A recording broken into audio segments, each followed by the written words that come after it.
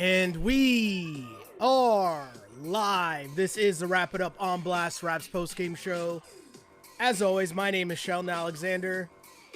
And Raptors fans, I feel like I've come on here a bunch lately and posed the question of what rock bottom might feel like or what the worst game of the season might be.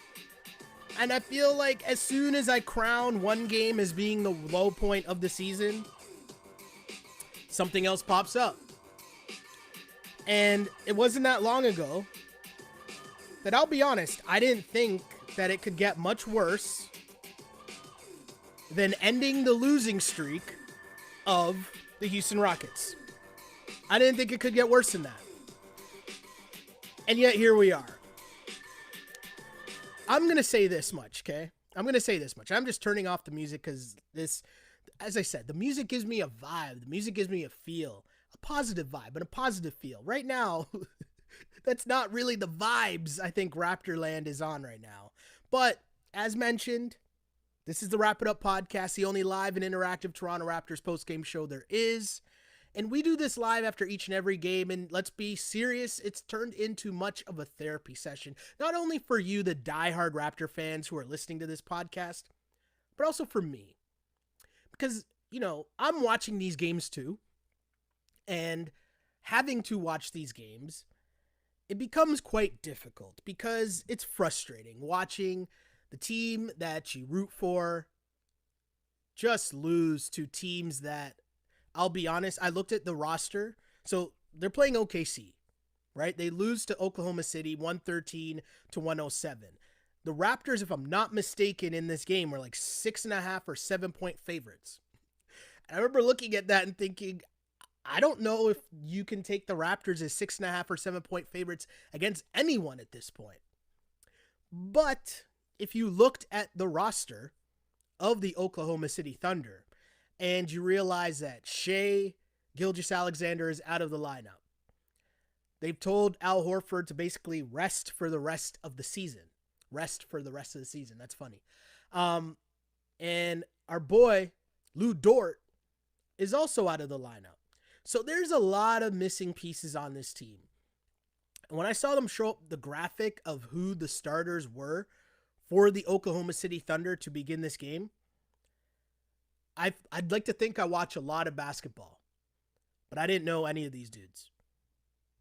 I feel, and I say that as no disrespect, because if we're being serious about what the OKC Thunder are doing this year, they've just been acquiring assets. They have a bunch of first-round draft picks, and for those draft picks to mean something, you kind of gotta, play some dudes that might not be getting you victories, if that makes sense. And even with that said, they're still only 7 games under 500. And if you compare that to the Raptors, who were actively trying to compete this year and are now 18-30 on the season. Wow. But yeah, so I look at this roster and I see a Williams, a Roby, a Brown, a Meladin, and a Mahalyuk. Pardon me if I'm pronouncing that wrong. He was a high scorer for OKC. He actually, if I'm not mistaken, was the player of the game. Like, what? What's happening here? If you're the Raptors and here's where I'll start. Here's what I want to ask you guys, because the people who are watching this pod live really appreciate you. As mentioned, you guys are the die-hard Toronto Raptors fans.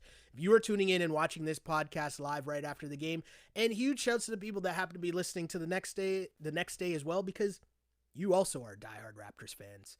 And I just try to provide the space where I can try to make sense of what's going on. But what I want to know from you people still watching the Raps at this point, what is it that you want to see? Is it, because you watch the game, and obviously we watch games because you play to win the game. You want to see wins. But on the flip side, I took a peek at the standings, and, when you reverse those, you kind of get the draft standings. The Raptors were currently in 7th. And obviously ping pong balls can do their thing, but 7th pick in the draft, that's something to look forward to as well.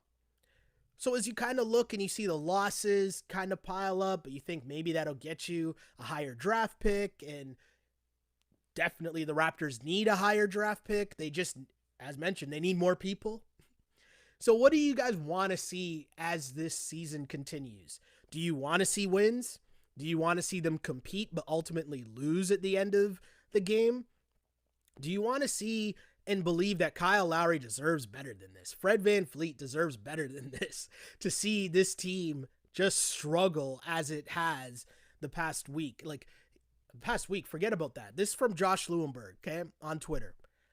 Over the last 6 weeks, the Raptors have lost to the NBA worst T-Wolves, fallen to a Rockets team that had dropped 20 in a row, lost 3 games to the 13-win Pistons. Now this, a loss to the SGA, Dort, and Horford-less Thunder. Dark times. It's tough. My boy Trizzy at work, we were joking around because he keeps saying, and I got bad people messaging me like, listen, shouts to you for continuing to do this pod. And I keep telling them, I need this because I would be watching these games anyways, right? For work, I got to watch these games. So I'd be watching anyways. And we do this pod. We've been doing the pod now. We're in year 3 of this? And shouts to you, the listeners, the viewers of this pod. Thanks you guys following and liking and subscribing on YouTube. We're in a blessed point where we got ads flowing on YouTube. So, that money, the little bit that it is, helps just fund this operation, whatever it is, it helps pay for something. And I'm thankful and grateful that we have gotten to that point. But I'm also thankful and grateful that you guys are here every game to talk with me about what the hell is going on. Because I'm having trouble making sense of it myself. Because I don't get it. I don't understand. This Toronto Raptors team, you look at what happened in this game and you lose by double digits to the Oklahoma City Thunder. To have a bunch of dudes that I don't like. If you put this whole team up against Charles Barkley, or I'd even bet Kenny and Shaq. Ernie does his research. Ernie's up watching all kinds of basketball. You know that. And even if he's not, he's doing his research. But if you were to pull that whole panel, and I would even bring this to Jalen Rose as well, and you just listed all these dudes on OKC's roster that played in this game tonight and asked them who he played for,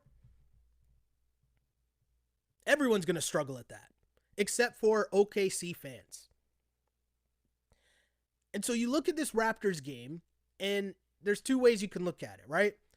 You can find the silver linings. Gary Trent Jr., your brand new acquisition.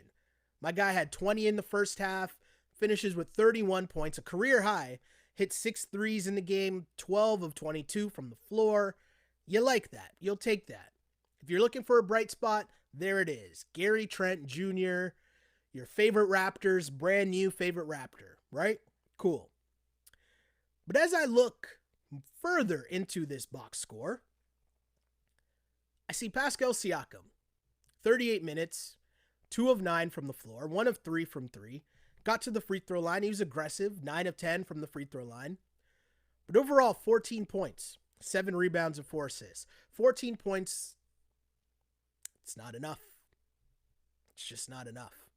Your Raptors team is struggling right now, and I'm the person that sat here and says it's not just about the points with Pascal, and he's not at his best when he's getting 25 or he's thinking he has to get 25 a night for this team. And I'm the one that sits here and says that. But on a night when your team really, really needs buckets, on a night when your team really needs points on the board against a G League team, to keep it a buck, this OKC team was a G League team that they put out there tonight. You got to have more than 14 points. I'd also ask, how come you're only taking 9 shots? But hey, story for another day, right?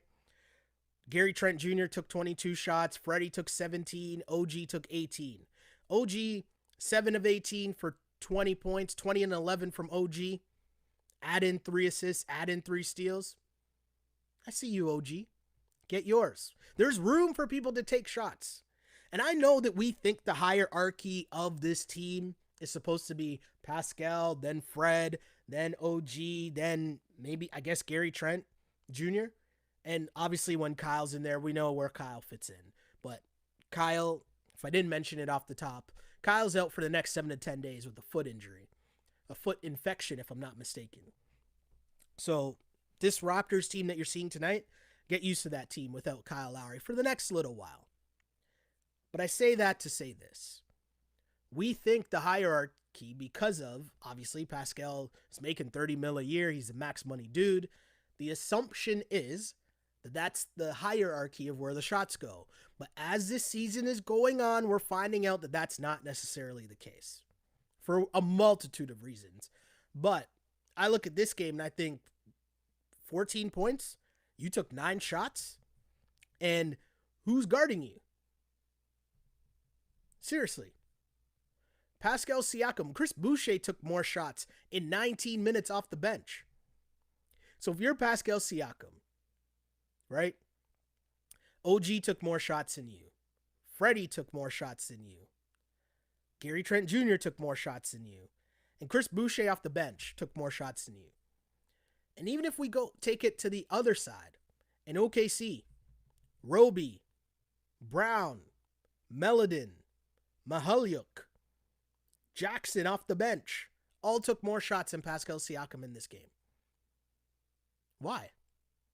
And I don't know the answer to it. I'm simply posing the question. Because I'm not doing the whole let's pile on Pascal Siakam because that's an easy target, and I get it. And I understand that. But the reality at the same time is you got the bag, bro. And when things are going poorly, and I remember from the Michael Grange article after the whole Nick Nurse thing happened, and we haven't heard anything about that since, right? About what actually the discipline ended up being. But in that, it was stated that sources said Pascal is upset that he is getting the blame for, he feels like he's getting the majority of the blame or the bulk of the blame for the Raptors' struggles this season. And you know what? That's just the way it's going to be, right? Like, you're not going to make $30 million, the team's going to suck, and they're going to point at Chris Boucher. That's just not how this is going to work. And it's funny because I look at some things that happen elsewhere in the league, and the Russell Westbrook, Stephen A. Smith thing is made headlines the past week just because Stephen A. saying, hey, Russ's numbers mean nothing. We need to see more than that, and they're losing games. And I can see that point, and Stephen A. Smith does have a point there. I agree with Russ as well, and yes, in 2021, we are allowed to agree with two different people on the same issue, meaning they can be both right. That's allowed. I know we don't think that in 2021, but here we are. But I bring that up because Russ is putting up numbers. And the one thing that I ultimately agree with Russell Westbrook on is, as bad as his teams might be at times, or however much they flame out in the playoffs, or whatever, however you want to frame that, you can't argue that my guy leaves everything out there on the court every single night. He steps between those lines. You can't argue that. And for me, when I'm watching a team and when I'm rooting for a team, you want to have someone like that you're riding for. And we were talking about it a bit earlier about Fred VanVleet and why, Freddie doesn't get the flack that Pascal does. Right? When Freddie plays poorly, and Freddie had 18 points, but he was only 5 of 17 in this game. He was 3 of 10 from three-point land, had 7 assists, 4 rebounds. But here's the thing that I'll always say about Fred VanVleet. I'm not mad at him jacking shots because he knows that he has to get, it's simple math. He has to get to 20 points for this team to have a chance at winning a game. And however he gets to 20 points is how he's going to get there. But if he doesn't get to 20 points, the Raptors are going to take L's. Heck, he's getting the 20 points and they're still taking L's. But you get the point I'm trying to make here. Freddie is leaving it all out on the floor. I gave you his stats, but I left out a couple on purpose. How is Fred VanVleet, your point guard, out here getting 5 steals in a game and 4 blocks? That's effort. That's heart. That's why we're not questioning what Freddie does, because we see it. When the Raptors are stalling on offense and nobody's doing anything, they're all kind of just standing around, Freddie's out here trying to get buckets. And I'm not mad at that, because he's looking around and seeing nobody else wants to smoke. Hey, Gary Trent Jr.'s coming in here and saying, oh, y'all don't want to shoot? All right, I got this. That's what it's got to be. And I keep pointing back to this because regular listeners to the pod remember after that, it was after the Raptors lost to the Rockets. Okay. That loss. At that moment when we thought that was the worst part of the season, or, rock bottom of the season. I came on this pod and I talked about listening to the Raptors post-game press conference after they lost to the Cavs, meaning the night before, right? Remember they lost back-to-back, Cavs and then Rockets. And I sat here and we talked about, it's on wax. So you can go, I got receipts. We got receipts all the time. That's what we do on this pod, right? I sat here and I said, listen carefully to what Freddie and Kyle and even Nick Nurse were saying. Something's off in that room. Something is up. I sat here and said that. And I was listening to Freddie and Kyle talk about, is there a sense of urgency in the room? And Kyle said, I'm not really sure. Then you had Freddie talking about how you have this team and they've accomplished so much and you have guys in the locker room. He said, we've won a championship. We reached certain heights. And what we're learning now is that you can't just flick a switch. You got to go ham all the time. Because no one in the league looks at this team right now and cares that you won a championship 2 years ago. They're looking at you like you're food now. So you got to come out night in, night out and put in that work. And I'm bringing that up because consistently at times I'm looking at Pascal Siakam. And this isn't me picking on Pascal, because what happened a few days later? Well, not even a few days later. The next day, we had all these reports of Nick Nurse and Pascal getting into it. Pascal being mad that he got benched in the fourth quarter. So now consistently, when the repeated storyline is Pascal getting benched, like there was a game he sat out early in the season for disciplinary reasons, right? Then you follow that up with 2 other games where he was benched in the fourth quarter, right? And then now you're looking at games where you're playing against the Thunder, okay? This isn't against Bam Adebayo. This isn't against Giannis. You got to come up with more than 14 points. That's just the facts. Now, I don't think that's hard on, I think if you ask Pascal, he's going to tell you that. No? So when I look at this Raptors team, it's just, okay, you're looking at the pieces that they have. You're looking at, okay, these are the guys you're building around going forward. I still love the Gary Trent move. Ultimately, the Raps just need assets. And they need guys that are going to get back to the Raptors' way of play. And that's why Freddie fits in so well, because it's grinded out. It's that, and I hate to say it, but it's that pound the rock mentality that Dwayne Casey came in with and built up. That's the real facts. Because you can't lose. There's no way that this Raptors team should lose to OKC with the roster that OKC put out tonight. Pascal Siakam was an all-star last year. An all-star. And you're the 4th leading scorer on your team tonight? Come on, man. That don't make sense. Make that make sense to me. I don't get it. I don't understand it. So something's going on. Something's up. And for me, as mentioned, this pod, there's certain points I'm watching these games and I'm thinking, am I really going to keep doing pods for the rest of this season while the Raptors, let's go to the streak here. Let's go to some of the numbers here to explain what's been going on. The Raptors fall to 18 of 30. They've lost 15 of their last 17 games, 13 of their last 14. They fall to 1-13 in March, their worst month of March ever, and the 3rd worst month in team history. That's terrible. So I stop and I think, am I going to continue? Like, this is tough. Like, I don't want to be here and be mad all the time. But, then I see the comments and I see the riders, the real ones that have been with us, rocking out since that first year we did the pod when Kawhi was here and we all sat here and enjoyed that run together. And the diehard Raptor fans, and I gotta be honest, you guys give me life. You guys give me what I need in terms of just people to listen, to understand, because I know you guys are going through the emotions that I am exactly as a Raptors fan, watching this team that the only way you can describe it is, hey, this is the other side of the championship.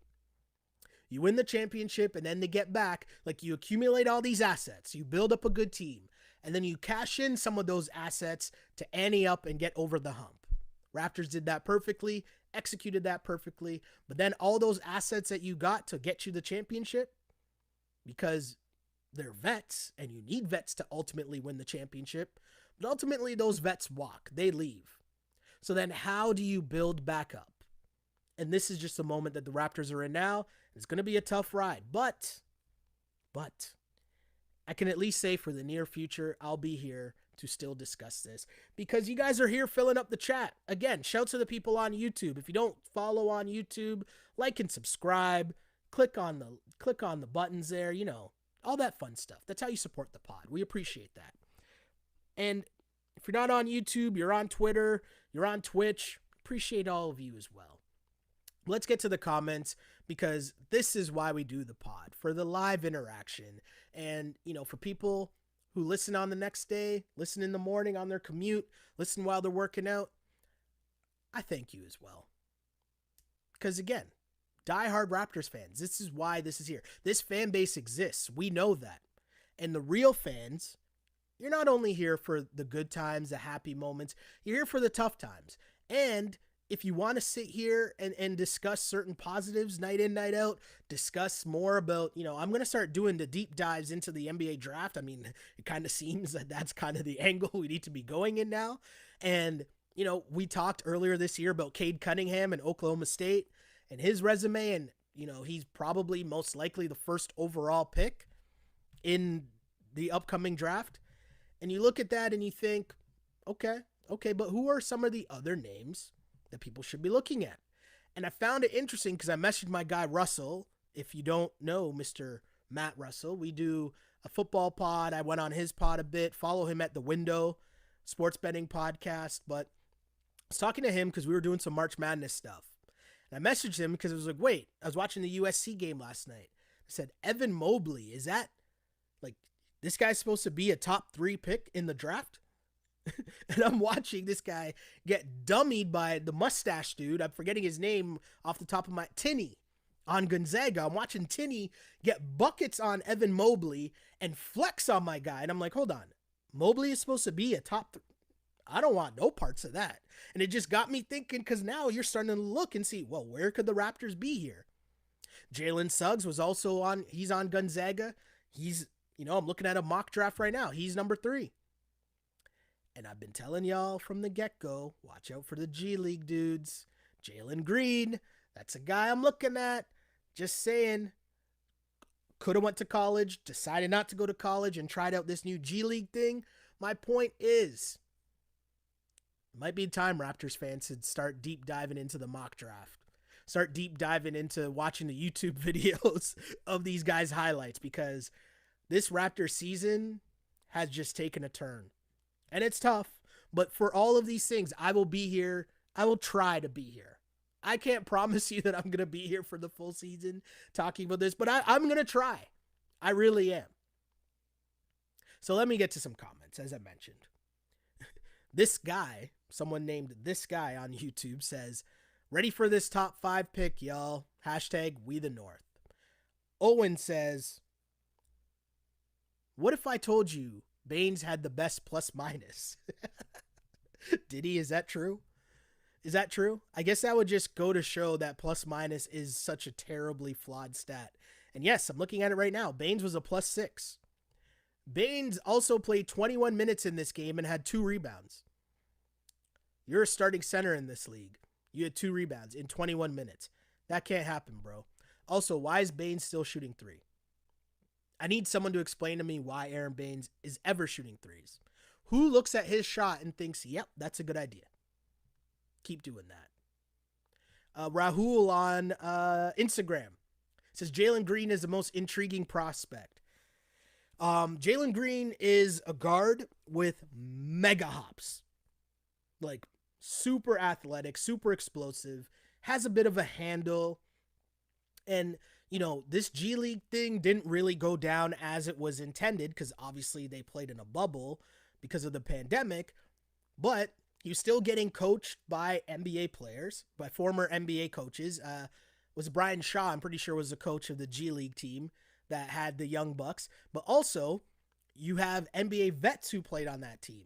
So you had Jarrett Jack and you had Amir Johnson on that team. So you were getting like on the job training. And I wonder what that would have been like, training with NBA guys or guys on the cusp of making the league as opposed to the NCAA. We're going to find out. But Jalen, like, if you want to spend some time, take a look at Jalen Green's highlight tape. That is nice. You won't regret that 5 minutes at all. More comments. Tammy says, what year is it? Are we sure it's 2021 and not 2011? Yeah. It's a very good point. And the people who've been riding with us since we started this pod, I said this at the time while we enjoyed that Kawhi year. I think on every single podcast, I would urge people to enjoy this. Enjoy this ride with Kawhi Leonard, because I have no idea how long it's going to last. I had no idea how it was going to end, but we needed to appreciate what was happening the entire way when we had Kawhi Leonard during that season. And I'm glad that was my mentality, to soak all that in. And I'm glad we did this podcast to document that. Because times like this, whew, it makes that run seem so long ago. So long ago. Let me fire through some more comments because you guys are fired up, of course, because there's a lot going on. Glow Girl Smile, Gary Trent Jr. with a career-high 31 points tonight. He's getting his rhythm as a Raptor. That was a highlight for me. Raptors continue to lack rebounding, which is mainly because we don't have a proper center. Baines had only 2 rebounds. That's not good enough. I feel like it's Groundhog Day movie where the torment of Raptors fans keeps getting extended. Why can't the Raptors come out in the third with more intensity, and especially after being in the lead by 8? So there's a lot there. But I'll start with Baines. Baines, I'm over the Baines experiment. If you want to ride out this season and just let Chris Boucher cook and pick up literally any other big guy off the scrap heap, I'm with it. I'm over the Baines experiment. If I never saw Aaron Baines play again, I'd be okay with that. Because at this point, it just seems like it's almost unfair to him. Because he's not even improving. And they try. They set him up with dimes like right in front of the rim. My guy misses layups, he misses dunks, and then he shoots wide open threes. I don't know why, and continues to brick them. And I don't even get happy when they go in, because when it goes in, it just means he's taking the next 2 or 3 shots. Yeah. I don't get it. T.Raptor says, 1 win in March and coaching has nothing to do with it. Listen, I've said this from the get-go. I'm not blaming Nick Nurse. How can you look at this Raptors bench, because this is why they always keep blowing games. They're always up, and then they have a drought. And they have a long drought, because as soon as Freddie comes off the floor, and especially if Kyle's not playing, where's the offense come from? And it's to the point where I thought that maybe, you should start playing or staggering Freddie and Pascal so there shouldn't be minutes where both of them are off the floor. But I'm learning that Pascal, left to his own demise, let's say. I don't even know if I just said that correctly, but you know what I'm trying to say. I'm tired. My point, though, is that I don't even know what's up with Pascal. I don't get it. And I keep pointing back to those comments. We can't be flicking the switch. It's not going to be easy. If you thought that you're going to win and then cool, you're nice for the rest of your career, nah, that's not how this works. It's not. Yes, you're an NBA champion, and that's cool. But as Freddie said a while ago, hey, if you're cool and you can look at yourself in the mirror and you can go to sleep at night knowing that you left it all out on the floor, cool. But if not, yeah. It's a tough one. Sanjay says, Fred tries to go for that FU3 way too often. I know what you're talking about, and I see it. I just think that if you're Freddie,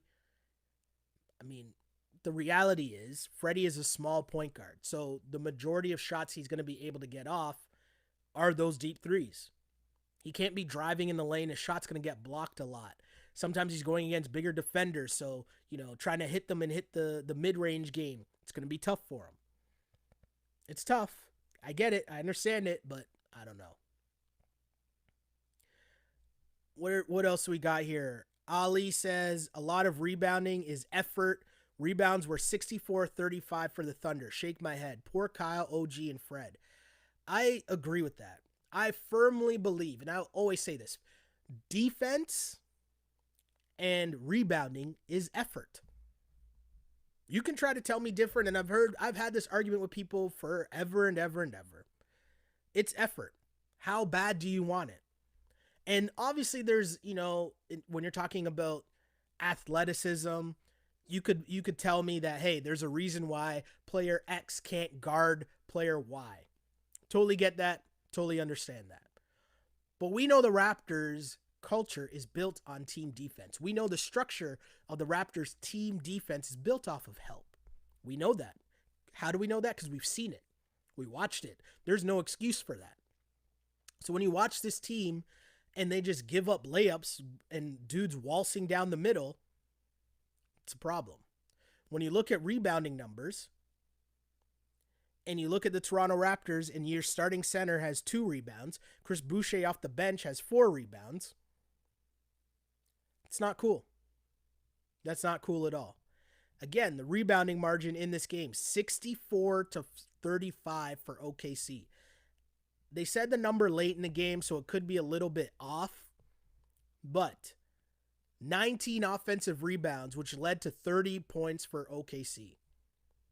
Offensive rebounds and second chance points, okay? Those are hustle stats. Those are hustle stats. And we're not used to seeing that from this Toronto Raptors team, but here we are. Different times. Different times. Lucas says more Boucher minutes. At this point, why not? Why not? Fly Miss says, Sheldon is like, quote, why are y'all still here?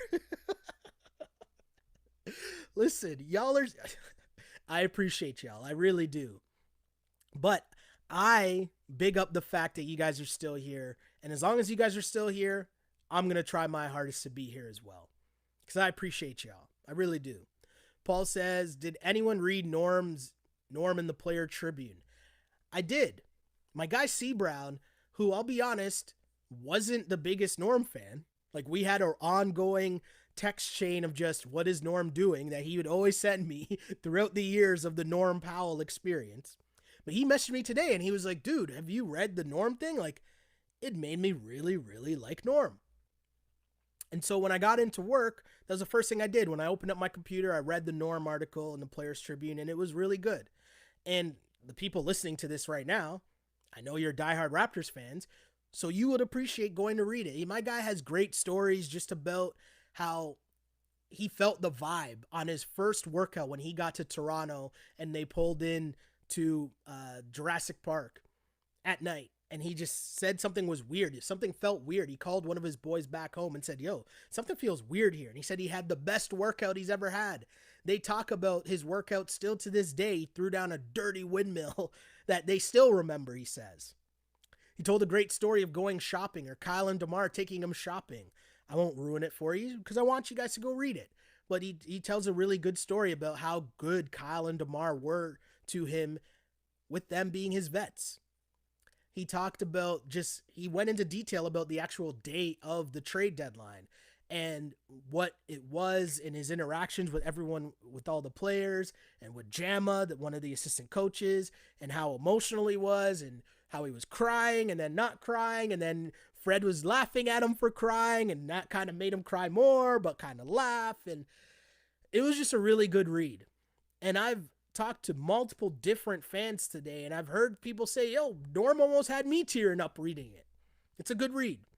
So I definitely recommend it. Go read that if you're a Raptors fan. You will definitely appreciate it and appreciate Norman Powell even more because it just added a real life feel to what goes down. We watch sports, and I know different people take in sports differently. You know, you take in sports and it's just, you are here to entertain me, and you lose, you suck, boo. It's that simple, right? For a lot of people that watch sports. But for others, you know, you buy into these people. Like, the reason why, and I say this, the reason why I rate Freddie so much is I listened to a lot of different post-game speeches or a lot of different interviews, or I always reference the JJ Redick pod that Freddie was on. And when you listen to someone speak that genuinely multiple times, you begin to be a fan of them as a person beyond the game of basketball, and you rep them even more. And I think this Norm thing, the Norm article in the Players Tribune, was the same thing. It gave you an insight into the relationship, the real relationship that these players had. And when you look at it now through hindsight, you look at it and you realize, oh, that's why they were such a tightly knit group that won. That's why they were such a tightly knit group that was able to handle someone like Kawhi Leonard coming in, who was going to be the man, who was going to get treated a lot differently than everyone else. And there were rough patches there, but ultimately they were able to hold everything together and win a championship. You realize that because of the real relationships and the real dudes that they have in that locker room. I just thought that was real cool. So yeah, go read that article. And says, we just lost to the Syracuse Orange College team. This is an all-time low because I could not pick out one of their players in a lineup. I see no lies told. Katie says, how concerned do you think we should be about Kyle's toe? Lingering toe infection doesn't sound good. Do you think just being overly cautious considering where our season seems to be going? It's not a good look. I mean, it makes you wonder, did this injury come up at the deadline? Like, do we know much about it? Like, was this something that was talked about? I have no idea. But I do agree with your point, Katie, that the fact that the Raptors continue to just lose games and where they sit in the standings, what's the point in rushing Kyle back? There's no point. None. Julian says, get the 10 seed in the East to get a good pick, but then go on a playoff run. I mean, sure. I don't know.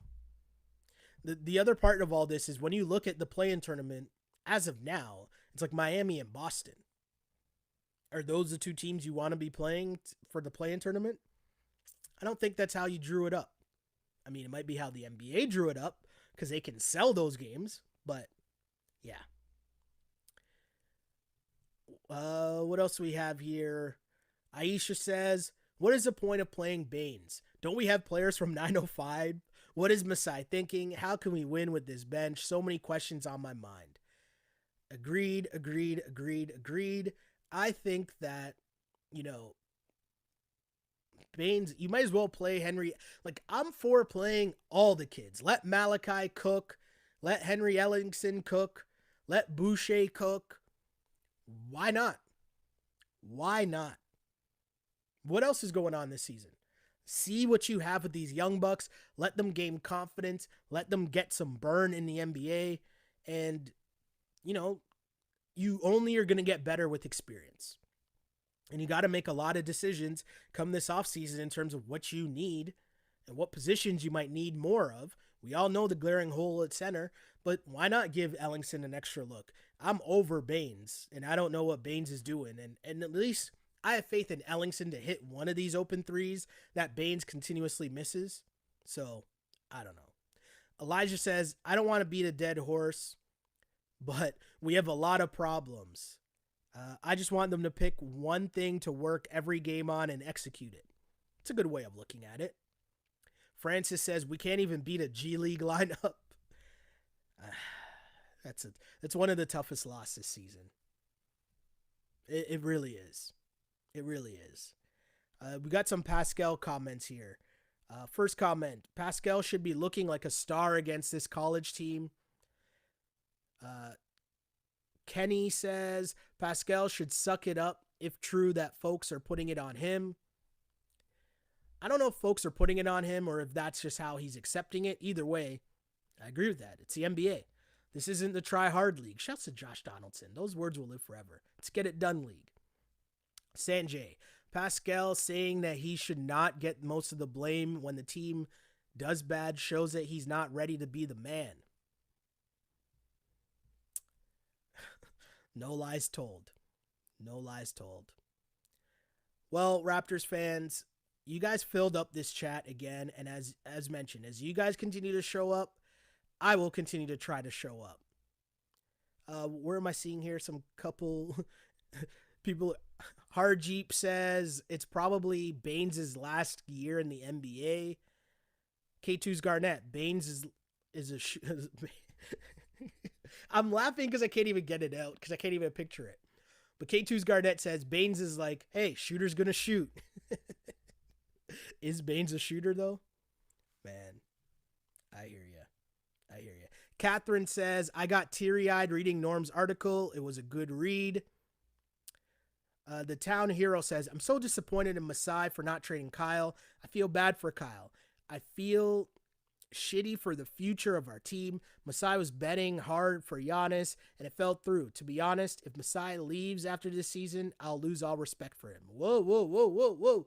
Pump the brakes, pump the brakes, pump the brakes, pump the brakes. First off, if Masai was confident that he had a chance of getting Giannis, you can't blame him for taking that chance. You can't. Especially after the history that Masai has in terms of throwing all his chips in the table and getting one Kawhi Leonard. So that's first off. Secondly, the Masai and what's going to happen with his contract, I don't know. Does it look good that he's not signed beyond this year? No, of course not. But if Masai leaves, make no mistake, he is going out as nothing less than a legend. Period. Not up for discussion. Doesn't even matter what happens this season. Doesn't matter what happens in the draft. Whenever Masai decides to leave, he is nothing less than a Toronto legend forever. That's it. Seems like a nice round off spot or a nice point to end on because, I'm surprised as I look at the time. We went over 40 minutes. Wow, that music ad was bad. I apologize. One-man operation, One-man operation, it happens. But the point remains. I'm surprised we went over 40 minutes after this brutal loss by the Toronto Raptors. But as I mentioned, I get kind of fired up. Raptors lose 113-103 to the Oklahoma City Thunder and a bunch of guys on their team I don't know. There was no Shai Gilgeous-Alexander. There was no Lou Dort.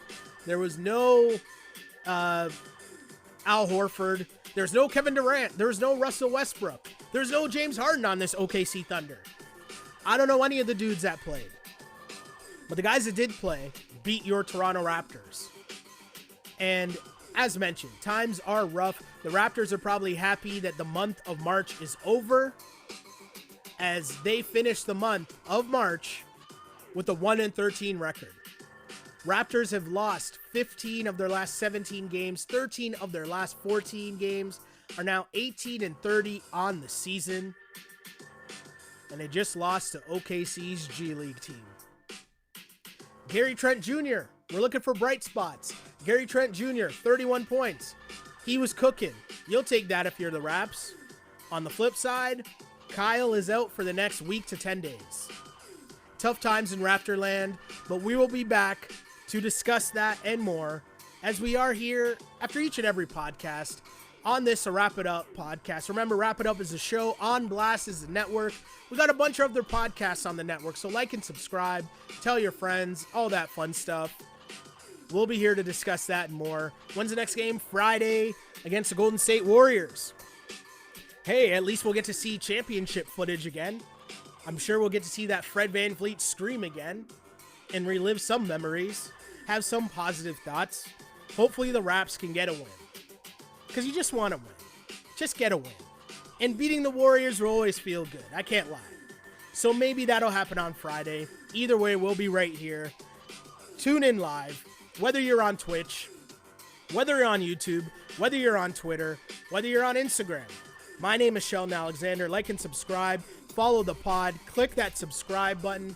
Really appreciate you guys. And, of course, if you missed the pod, know we got you covered on SoundCloud, Spotify, Apple Music, or Apple Podcasts, pardon me. Again, On Blast Podcast is a network. Wrap It Up is a show. And I used to pray for times like this to rhyme like this. This is the Wrap It Up On Blast Raps postgame show. As always, unpolished and unapologetic. Until next time, see ya.